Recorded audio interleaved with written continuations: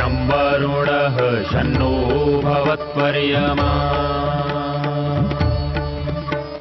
शन्न इन्द्रो बृहस्पतिः शन्नो विष्णुरुक्रमः ॐ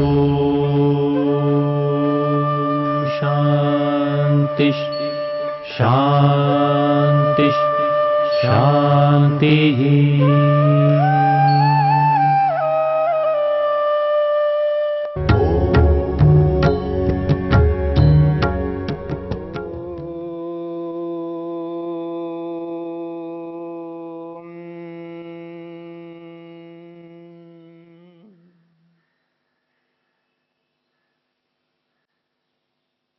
प्रभु दर्शन के उपायों को लेकर के हम विचार कर रहे हैं।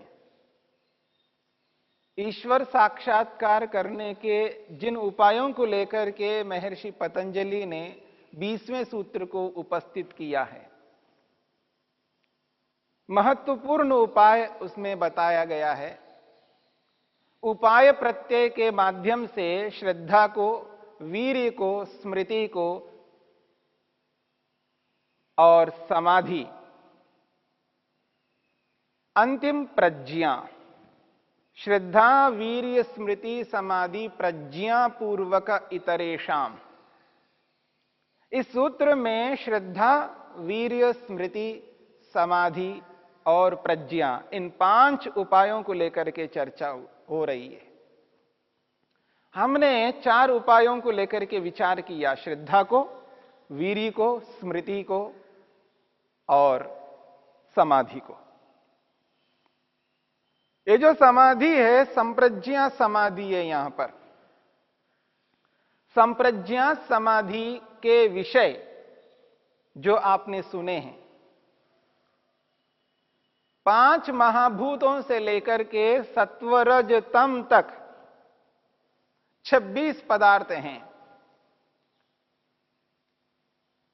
5 महाभूतों से 5 स्थूलभूत, पृथ्वी, जल, अग्नि, वायु, आकाश, इन पंचमहाभूतों का साक्षात्कार समाधि में करता है, अंदर ही करता है, अपने शरीर के अंदर करता है। इनके जो 5 महाभूतों के कारण हैं तन्मात्राएं, गंध तन्मात्रा, रस तन्मात्रा, रूप तन्मात्रा, स्पर्श तन्मात्रा और शब्द तन्मात्रा, इन 5 तन्मात्राओं का साक्षात्कार दर्शन भी संप्रज्ञा समाधि में अंदर ही कर लेता है। और 5 ज्ञानेंद्रियां हैं जिनके माध्यम से आज हम जानकारी प्राप्त करते हैं। उन इंद्रियों का भी साक्षात्कार संप्रज्ञा समाधि में करता है, और जिनके माध्यम से आज हम नाना प्रकार के कर्मों को करते जा रहे हैं, उन कर्मेंद्रियों का साक्षात्कार भी इस संप्रज्ञा समाधि में करता है।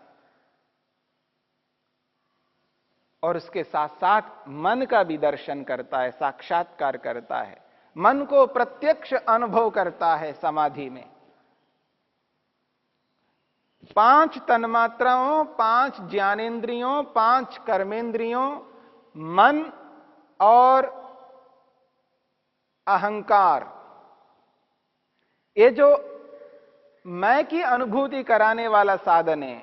जो आज मैं बोलता हूं, अहम की अनुभूति करता हूं, मैं एक आत्मा हूं, इसकी जो अनुभूति कराने का साधन अहंकार है, इस अहंकार का प्रत्यक्ष दर्शन भी समाधि में, संप्रज्ञा समाधि में करता है।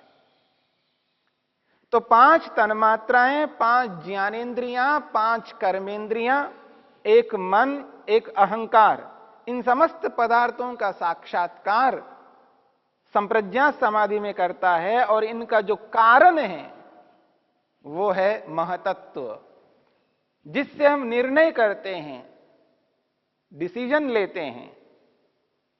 करूं या ना करूं की जो स्थिति आती है, जब जाऊं या ना जाऊं की स्थिति जब आती है, बोलूं या ना बोलूं की स्थिति जब आती है, उस स्थिति में एक निर्णय लेना होता है। बिना निर्णय के हम किसी भी कार्य को नहीं कर सकते हैं। क्योंकि मन में दो प्रकार के विचार सतत उत्पन्न होते हैं। किसी भी स्थिति में दो प्रकार के विचार आते रहते हैं, संकल्प विकल्प होते रहते हैं।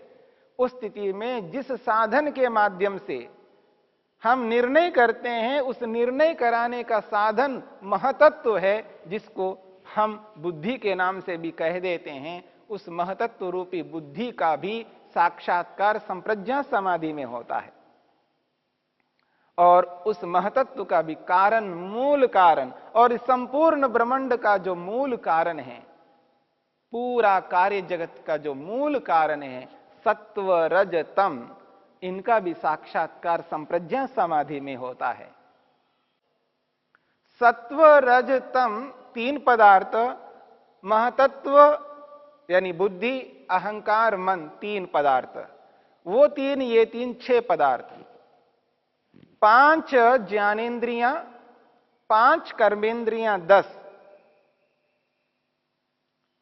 10 ये पदार्थ है, 6 वो पदार्थ हैं, 16, और 5 तन्मात्राएं 21, और 5 स्थूलभूत 26।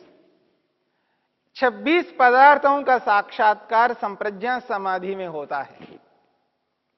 और अंतिम एक पदार्थ है जो मैं हूं, आत्मा हूं, और आत्मा का भी साक्षात्कार इस संप्रज्ञा समाधि में होता है। तो 26 और आत्मा 27 पदार्थों का साक्षात्कार जिस संप्रज्ञा समाधि में होता है, ऐसा संप्रज्ञा समाधि उपाय है असंप्रज्ञा समाधि को प्राप्त कराने का। असंप्रज्ञा समाधि को प्राप्त कराने का उपाय है संप्रज्ञा समाधि। ऐसी संप्रज्ञा समाधि को यहां पर इस 20वें सूत्र में उपस्थित किया है, कहा है। समाधि चौथा उपाय है असंप्रज्ञा समाधि को प्राप्त करने का। और ये जो समाधि है, जब व्यक्ति प्राप्त कर लेता है, विशेषकर जब व्यक्ति को आत्मा का दर्शन हो जाता है, तो उसको यह बोध होता है मुझ आत्मा में किसी भी प्रकार का सुख नहीं है, तब व्यक्ति और ईश्वर की ओर अग्रसर होता है।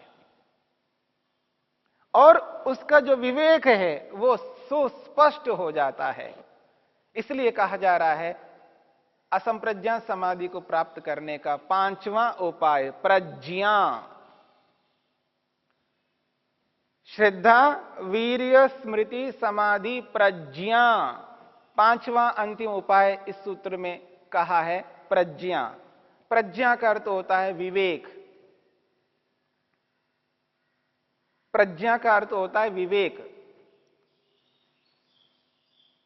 और ये जो विवेक है, ये विवेक असंप्रज्ञा समाधि का एक उपाय है। और यहां प्रज्ञा शब्द से ऋतंभरा प्रज्ञा को लिया जाता है। प्रज्ञा शब्द से ऋतंभरा प्रज्ञा को लिया जाता है। ऋतंभरा प्रज्ञा, ऐसी प्रज्ञा जो ऋतंभरा वाली है। प्रज्ञा का विशेषण दिया है ऋतंभरा। ऋतम का अर्थ होता है सत्य, और भरा का अर्थ होता है धारण करने वाली। सत्य को धारण करने वाली प्रज्ञा है। ऐसी प्रज्ञा है जिस प्रज्ञा में केवल सत्य है। सत्य को धारण करने वाली प्रज्ञा को ऋतंभरा प्रज्ञा कहते हैं। हो सकता है हमारे मन में ये बात आ जाए कि श्रद्धा में भी सत्य को धारण किया जा रहा था और यहां प्रज्ञा में भी सत्य को धारण करने वाली प्रज्ञा है, तो दोनों में अंतर क्या है? कोई अंतर तो होना चाहिए। हां, अंतर तो अवश्य है। श्रद्धा में जिस सत्य को धारण किया जाता है वह सत्य अलग प्रकार का है, और इस प्रज्ञा में जिस सत्य को धारण किया जाता है और यह सत्य अलग प्रकार का है। क्या सत्य में अंतर होता है? हां, होता है। सत्य में भी अंतर होता है। ये जो श्रद्धा में सत्य है और यहां प्रज्ञा में सत्य है, ये दोनों में बहुत अंतर है। क्या अंतर है?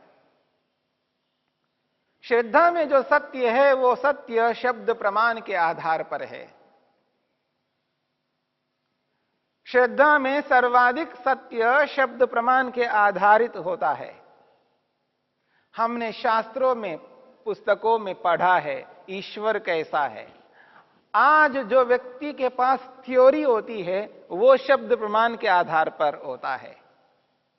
इस बात को समझने के लिए आज के साइंटिस्ट को समझ सकते हैं, आज के वैज्ञानिक को समझ सकते हैं, या विज्ञान को पढ़ने वाले विद्यार्थियों को समझ सकते हैं।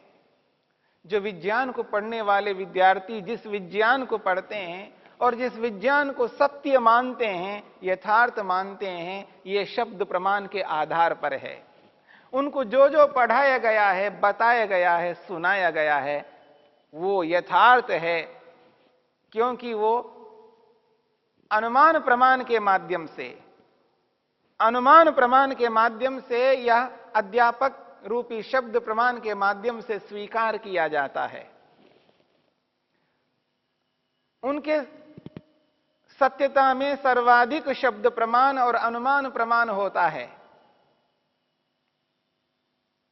तो जैसे एक विज्ञान का विद्यार्थी एटम के बारे में, अणु के बारे में, या किसी न किसी विषय के बारे में जब पढ़ता है, जानता है, वो शब्द प्रमाण के आधार पर जानता है, वो सत्य है, यथार्थ है, पर उसके पीछे शब्द प्रमाण या अनुमान प्रमाण कारण है।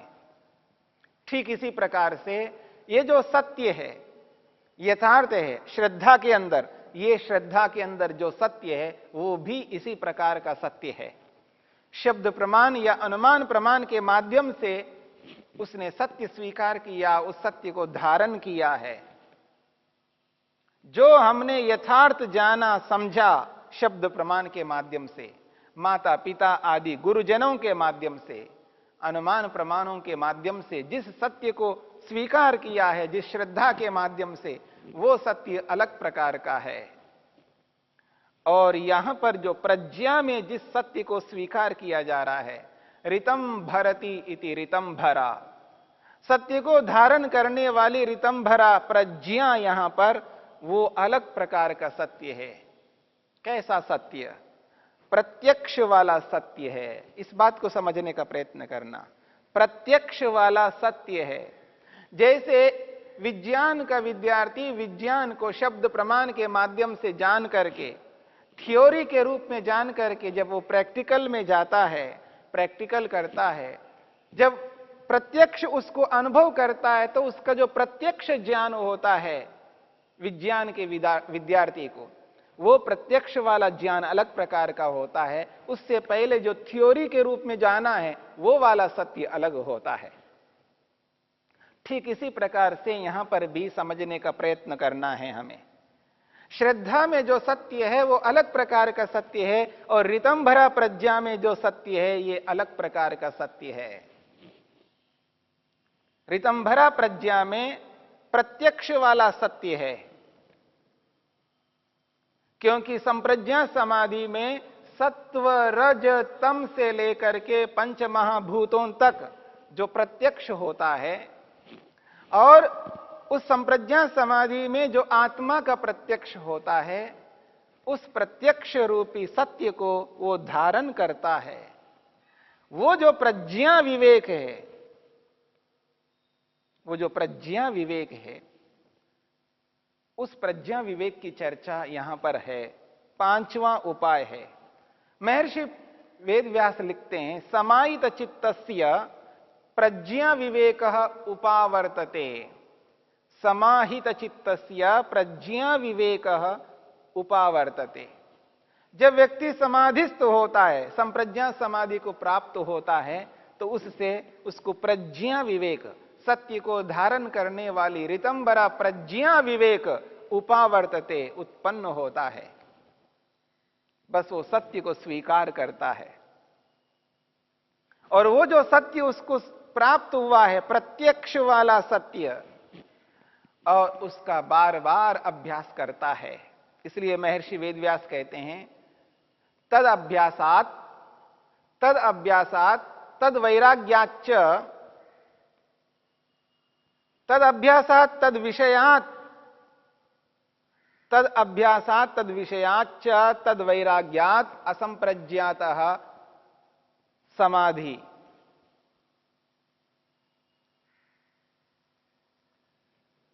तद अभ्यासात् तद विषयाच्च असंप्रज्ञात समाधि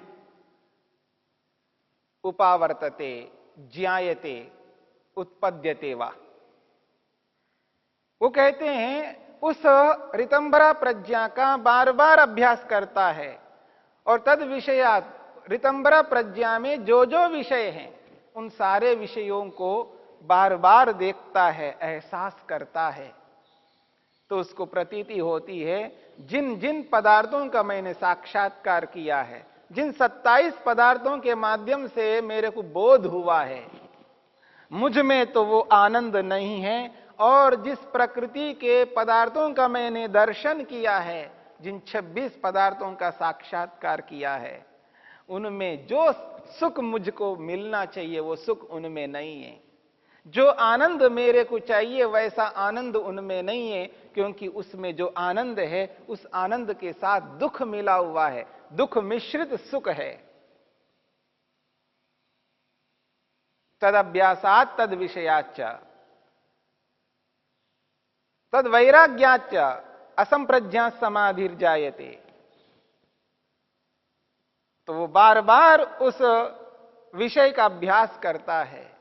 संप्रज्ञा समाधि के जो 27 पदार्थ हैं उनका साक्षात्कार बार बार करके उसको ये एहसास होता है, मैं इनके अंदर जो आनंद ढूंढता हूं वह आनंद तो है नहीं, और जो है उसमें दुख मिश्रित है, इसलिए उससे उसको वैराग्य हो जाता है। तद वैराग्यात, उससे भी वैराग्य हो जाता है, उस संप्रज्ञा समाधि से भी वैराग्य हो जाता है, उससे भी तृष्णा नहीं रहती है, गुण वै तृष्ण्यम की स्थिति में आ जाता है। तब असंप्रज्ञा समाधिर जायते, तब असंप्रज्ञा समाधि की उत्पत्ति होती है, तब वो आत्मा परमात्मा का दर्शन कर लेता है।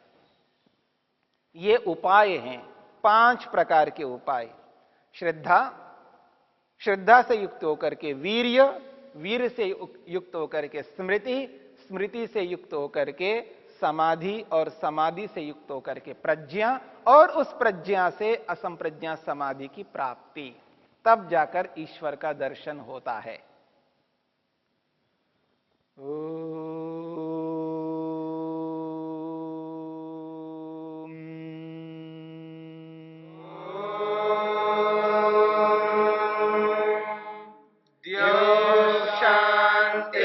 शांतिरंतरिक्षं शांति पृथिवी शांतिरापः शांतिरोषधयः शांतिः वनस्पतयः शांतिर्विश्वे देवा शांतिर्ब्रह्म शांति सर्वं शांति शांतिरेव शांति क्षमा शांतिरेधि।